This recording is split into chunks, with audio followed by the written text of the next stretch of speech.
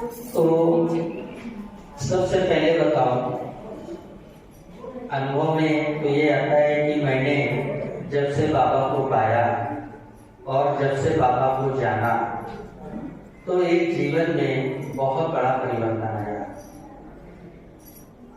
आज से करीब 27-28 साल पहले जो मेरी लाइफ थी वो वास्तव में बहुत ही, जिसको धर्म शास्त्रों में गायन है, जानते क्या?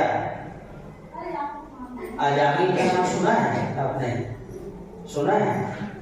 हमारे धर्म शास्त्रों में बस बिल्कुल मतलब बचपन से ही मेरे मतलब ऐसे संस्कार थे, मैं आपको रियलिटी बताऊं, बहुत ज्यादा गुस्से के, लड़ाई झगड़े के, छोटी छोटी बातों में आवेश आना, गुस्से में आ जाना और गलत संगत के कारण कुछ नशीली चीजों का भी सेवन करना, ये बचपन से हमारे जीवन में, और बहुत आक्रामक स्वभाव होने के कारण छोटी छोटी बातों में झगड़ा हो रहा था। यहाँ तक आपको बताएं, अगर हमारे गांव में आसपास क्षेत्र में भी अगर कहीं किसी का कोई प्रोग्राम होता था ना, तो 4 दिन पहले हमारे घर में हमारे पिताजी को और हमारे घर के लोगों को बता के जाता था, भैया अपने बेटे को मत आने देना, आप सब लोग जरूर आना।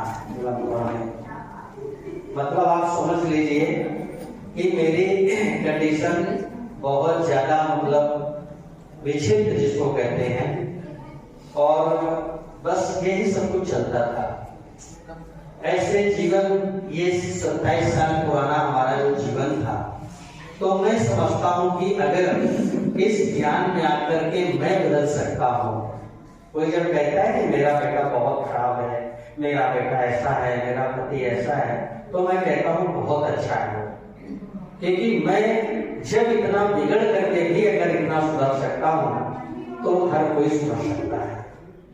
केवल एक ये ज्ञान ऐसी चीज है, और मैं आपको बताऊं ये ज्ञान मुझे बहुत खेल खेल में मिला।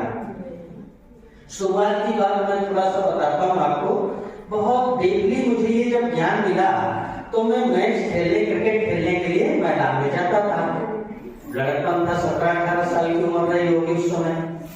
तो जब मैं जाता था तो बढ़िया अच्छा से पान वान खा के जाते थे।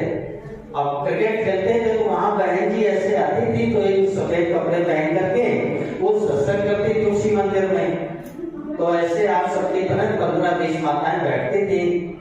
तो वहां जेंट्स कोई नहीं आता था, भाई कोई नहीं आते थे। तो वो बहन जी ने सोचा कि लोग बच्चों को बुला के बिठाएं तो ये शोर नहीं करेंगे कम से कम। तो उन्होंने हमें बिठाया, बुलाया, कहा यहाँ के ज्ञान सुनो। तो मैं तो जबरदस्ती बैठा रहा, मैं छोटा था डर की वजह से। हमने कहा कहीं डांटे ना, तो सुनता रहा, लेकिन मुझे कुछ करते नहीं पड़ा। वो सारा ज्ञान मुझे बाउंस करता रहा। जब दूसरे दिन में गया तो भी वो माता जी, वो बहन जी तो हफ्ते में आती थी। तो एक बूढ़ी माता जी थी, वो मुरली सुना रही थी। तो मुरली मुझसे, वो उस समय टाइपिस्ट वाली मुरली आती थी, ये कंप्यूटराइज्ड मुरली नहीं होती थी। आज से 25-26 साल 27 साल पहले वो टाइप वाली मुरली होती थी। तो माता जी को शब्द समझ में नहीं आ रहे थे, तो उन्होंने हमसे बुलाया, डांट करके बुलाया अधिकार के साथ, क्योंकि हमारे पड़ोस की थी। तो हमको डांटा और बुलाया, कहा ये मुरली पढ़ के सुनाओ। तो हमने उनको मुरली पढ़ के सुनाना चालू किया। मुरली जब सुनाई तो हमें तो कुछ समझ में नहीं आया, लेकिन वो जो लोग सुन रहे थे उनको बड़ा अच्छा लगा। कहने लगे वाह बहुत अच्छी मुरली सुनाई, बहुत अच्छी मुरली सुनाई। तो मैंने कहा पता नहीं, चलो इन लोगों को अच्छा लगा। फिर मैं दूसरे दिन जब क्रिकेट खेलने गया, तीसरे दिन, तो फिर वो उन्होंने बुला लिया। तो उन्होंने कहा अच्छा ऐसा किया करो, आप हमें आधे घंटे मुरली सुना दिया करो, इसके बाद क्रिकेट खेला करो। तो मैंने कहा ये तो अच्छी बात है। मैं सबको मुरली सुनाने लगा। तो मेरी माता जी भी मुरली सुनने आती थी, तो रोज मैं सुनाता रहा। जब मैं मुरली सुनाता रहा सबको अच्छा लगे, लेकिन मेरे कुछ समझ में नहीं आता था। लेकिन मेरे जीवन में उस मुरली का प्रभाव क्या हुआ वो मैं आपको बताता हूँ। वो मुरली सुनते सुनते एक दिन मेरे घर में भी लहसुन प्याज भी खाता था। मुझे तो पता भी नहीं था इसमें क्या होता है क्या नहीं होता है। तो लहसुन प्याज में मेरे माता जी ने आलू का भरता बनाया था। मैं रात में आया तो उन्होंने कहा कहा कि इसमें मतलब हमने जब खाया आलू का भरता उसमें प्याज पड़ा हुआ था कटा हुआ, तो मुझे बदबू आया। तो मैंने माता जी से कहा ये बदबू क्यों मार रहा है भरता? तो उन्होंने कहा उसमें प्याज पड़ा हुआ है, तो मुरली पढ़ते हो इसलिए तुमको बदबू आ रही है। मैंने कहा ये तो बड़ी अच्छी बात है। उन्होंने कहा मुरली पढ़ने से इतना मतलब प्याज की से बदबू आने लगी। रियल में मुझे नहीं पता था कि लहसुन प्याज के बारे में कुछ पता ही नहीं था, लेकिन मुझे उससे बदबू आई। तो उन्होंने कहा अच्छा मत खाओ। उस दिन से मैंने लहसुन प्याज छोड़ दिया। लहसुन प्याज छोड़ दिया तो धीरे धीरे मैं मुरली पढ़ता रहा। मुझे कोर्स के बारे में कुछ भी नहीं पता था, लेकिन मुरली पढ़ते पढ़ते मेरे अंदर ये परिवर्तन आया कि और भी जो हमारी गलत आदतें थी, गलत संगतें थी, पान पुड़िया मसाला जो खाते वो सब हमारा अपने आप छूट गया, अपने आप छूट गया। मुझे बहुत अच्छा लगने लगा। मैं रोज जाने लगा, रोज मुरली पढ़ने लगा। तो यहाँ गांव के लोगों ने उनको बहन जी से कहा, जो बहन जी आती थी हमारे यहाँ, एक विजय दीदी है बल्कि से जाती थी, तो उनसे उन्होंने कहा कि बहन जी, गांव के लोगों ने कहा अगर हमारे गांव का ये लड़का सुधर जाएगा तो हम जान जाएंगे आपका ज्ञान बड़ा सच्चा है। तो उन्होंने हमसे कहा कि हमको तो इन लोगों ने चैलेंज दिया है, आपको सुधरना है। तो हमने कहा भाई हमको क्या है, धीरे धीरे मुरली पढ़ते रहे, हमें ज्ञान अच्छा लगने लगा। तो हमारे अंदर का जो गुस्सा था वो भी कम हो गया, लड़ाई झगड़े भी कम हो गए। धीरे धीरे हमें कुछ ज्ञान समझ में आने लगा। ज्ञान में 3 साल चलने के बाद में उन्होंने हमसे कहा ये कोर्स करो, 7 डेज कोर्स। आप सोचिए ऐसा कोई है जो ज्ञान में आने के बाद कोर्स करे? लोग पहले कोर्स करते हैं तब ज्ञान में समझ में आता है, लेकिन मुझे मुरली से ही ज्ञान समझ में आ गया। और कोर्स 49 इयर्स माना 49 साल मेरी लगभग उम्र हो रही है, और मैं अपने जीवन के लिए फख्र महसूस करता हूँ कि भगवान ने आज मेरे जो जीवन बनाया है वास्तव में मैं धन्य। कहते हैं धन्य धन्य हो गया, मैं प्रभु को पा गया। प्रभु मिलन की मस्तियों में झूमता मन ये गा रहा, पाना था सो पा लिया, अब और क्या बाकी रहा। जब हो गया प्रभु ही अपना तो न कोई गैर है, सारी दुनिया अपनी है, अपना न किसी से बैर है।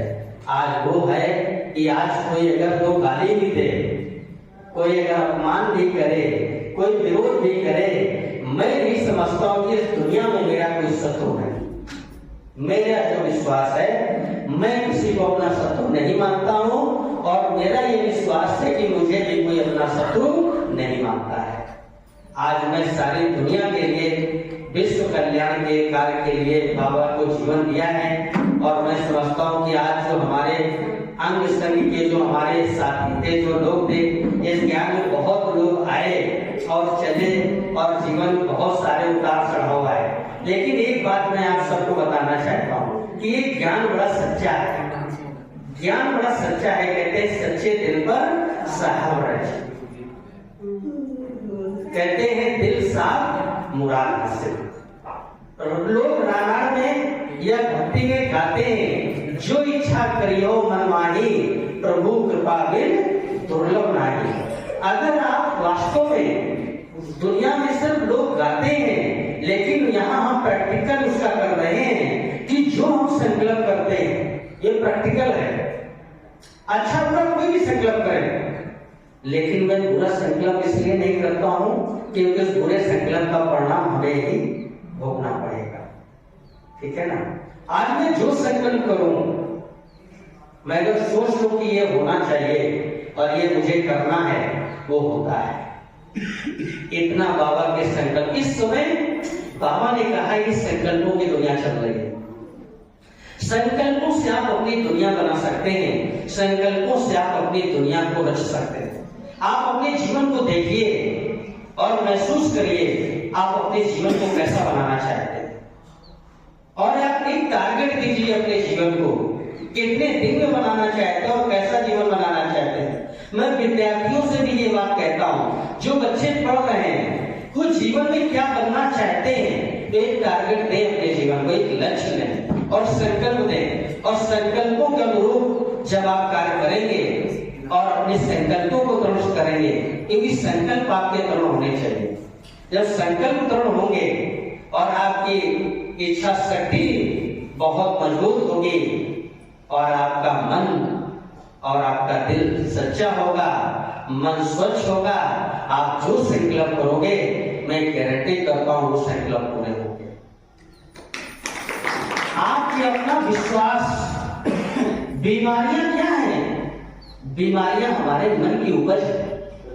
आज जिसको देखो, किसी को शुगर है, किसी को डायबिटीज है, कोई बीमारी से परेशान है। हमारे विचारों से हमारी बॉडी प्रभावित होती है, मालूम है? ये सब मैं प्रैक्टिकली बातें बता रहा हूँ। मैं ये सुनी सुनाई या पढ़ी हुई बातें नहीं बता रहा हूँ, प्रैक्टिकली बातें बता रहा हूँ। जब आप क्रोध करते हैं ना, जब आप गुस्सा करते हैं, तो आपको बॉडी 36 घंटे के लिए प्रभावित हो जाता है। आपका नर्वस सिस्टम 36 घंटे के लिए प्रभावित हो जाता है। समझ में आया? तो उससे जब क्रोध करते हैं तो क्रोध करने से आपकी मस्तिष्क की नसों में सिंक आता है, एक सिकुड़न पैदा होती है, जिससे ब्रेन हेमरेज का खतरा बढ़ जाता है। जो व्यक्ति बहुत चिड़चिड़ापन होता है, अंदर से बहुत चिड़चिड़ापन होता है, ना चिड़चिड़ाता है, उसके अंदर डिप्रेशन के कारण sugar, blood pressure, high BP आदि आदि बहुत सारी बीमारियां हमारे मानसिक तनाव के कारण होती हैं। आप सोच लीजिए, जब आप खुश रहते हैं, प्रेम से रहते हैं, जब आप प्रसन्न होते हैं, तो आप देखेंगे आपके बॉडी में एनर्जी महसूस हो रही है। ऐसा लगेगा एक्सरसाइज करें, खूब दौड़ लगाएं, आपको बहुत मतलब आपके बॉडी में स्टेमिना जैसे नहीं, बहुत शक्ति महसूस करेंगे जब आप सकारात्मक होंगे। और जब आपके मन में कोई नेगेटिव बात आ जाती है, आप किसी से दर्द की बातें थोड़ी देर करते हो, आपके मन में भारीपन आ जाएगा। आपको ऐसा लगेगा जैसे, और कोई कंटिन्यू अगर आप टेंशन कर रहा है, सोचिए आप जिसको देखो दुनिया में हर व्यक्ति टेंशन कर रहा है, अरे मैं मर जाऊंगा तो मेरे परिवार का क्या होगा। अरे आप ये काहे सोचते हैं? आप मर जाएंगे तो आपके परिवार का क्या होगा?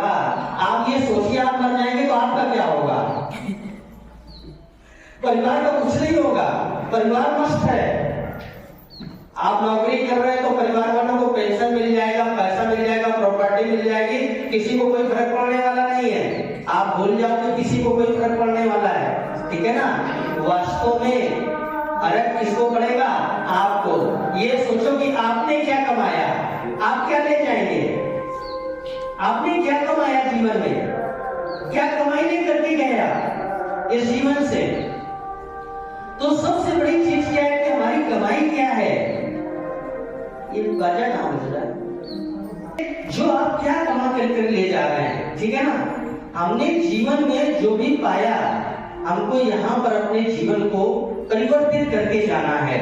कैसे कि हमारे जीवन में कहते नहीं, एक व्यक्ति जो था उसकी 3 रानियां थी, है ना?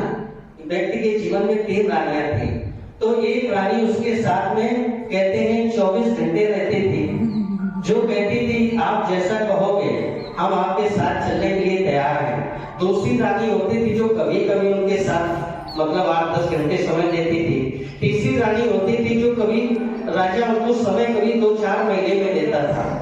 तो उसने कहा कि भाई एक बार कचहरी में कोई काम पड़ा, तो उसने कहा भाई गवाह चाहिए, तो बताया हमारी रानी जो 24 घंटे जिसके लिए हम समय दे रहे हैं वो हमारे साथ चलेगी। तो उससे कहा चलो, तो कहने नहीं हम नहीं चलेंगे, हम एक कदम ले जाएंगे तुम्हारे साथ। कहा ये नहीं जा रहे। दूसरी रानी के पास गए, दूसरी रानी से कहा आप चलो, तो दूसरी रानी ने कहा कि हम चल करके वहां भाई कचहरी तक जाएंगे, लेकिन हम गवाही नहीं देंगे। तो कहा फायदा क्या है? जो तीसरी रानी के पास गए तो उसने कहा कि देखिए हम आपके साथ भी चलेंगे और गवाही भी देंगे। तो ये 3 रानियां जानते क्या है? ये 3 रानियां हैं, सबसे पहला हमारा शरीर, जिसको हम कितना मेकअप करते हैं, 24 घंटे क्या खाना है, क्या पिलाना है, क्या करना है ना? तो वो साथ में ही जाता है हमारे। जब शरीर छोड़ते हैं तो आत्मा निकल जाती है। दूसरा कौन है? ये हमारे परिवार, जन मित्र, संबंधी। ये कहाँ तक जाते हैं? केवल शमशान तक। और तीसरी रानी क्या है? हमारे अच्छे और बुरे कर्म, वो हमारे साथ जाते हैं और हमारी गवाही भी देते हैं, ठीक है?